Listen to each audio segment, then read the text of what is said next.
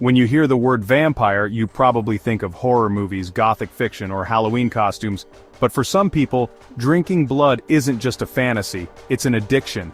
This real-life condition is known as clinical vampirism, a rare but very real compulsion to consume human or animal blood.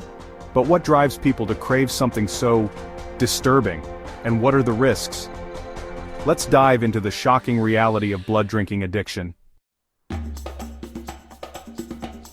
Clinical vampirism, also known as Renfield syndrome, is an obsession with drinking blood, often human blood. It's named after a character in Bram Stoker's Dracula, Renfield, who had an uncontrollable urge to consume living creatures' blood. While it's not officially classified as a mental disorder in medical textbooks, psychologists recognize it as an extreme compulsion, often linked to other psychiatric conditions. This addiction can begin in childhood after a person experiences a fascination with their own blood. Some report a sense of euphoria, control, or even pleasure from consuming it. Over time, this fascination can turn into a full-blown obsession. There's no single cause of clinical vampirism. Some cases stem from childhood trauma, abuse, or severe mental illness.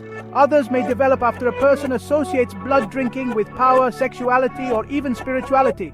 It's often linked to disorders like schizophrenia, dissociative identity disorder, or obsessive-compulsive disorder. Some individuals believe drinking blood gives them energy, strength, or even immortality, despite there being zero scientific evidence to support this. In extreme cases, people seek out willing donors or even resort to more disturbing methods to satisfy their cravings. Blood is not meant to be ingested. While small amounts might not kill you, drinking blood regularly is extremely dangerous. It's packed with iron, and too much iron can lead to a deadly condition called hemochromatosis. It can also spread deadly diseases like HIV, hepatitis, and bacterial infections.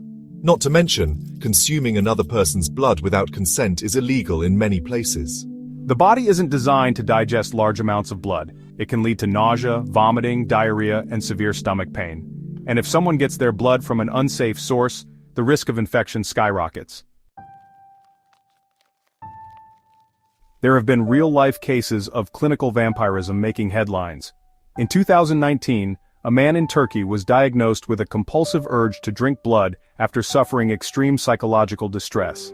He was even arrested for attacking others to obtain blood. And in the early 2000s, police in New Orleans reported a cult-like group engaging in blood-drinking rituals. While most cases aren't criminal, the psychological impact on those suffering from this addiction can be severe. Like any addiction, clinical vampirism can be treated, but it's complicated. Therapy is the first step, particularly cognitive behavioral therapy, or CBT, to help people understand and control their urges. Medications like antidepressants or antipsychotics may also help, depending on underlying conditions. However, many who suffer from this addiction are reluctant to seek help, fearing judgment or legal consequences. Breaking this addiction requires medical and psychological support, but recovery is possible. If you or someone you know struggles with compulsions like this, seeking help is the best course of action. Clinical vampirism is one of the strangest and most dangerous addictions out there. But what do you think? Is this just another form of extreme addiction, or is there something deeper going on? Let us know in the comments below. And if you enjoyed this video, make sure to like, subscribe, and hit the notification bell for more deep dives into the world's strangest addictions. Thanks for watching.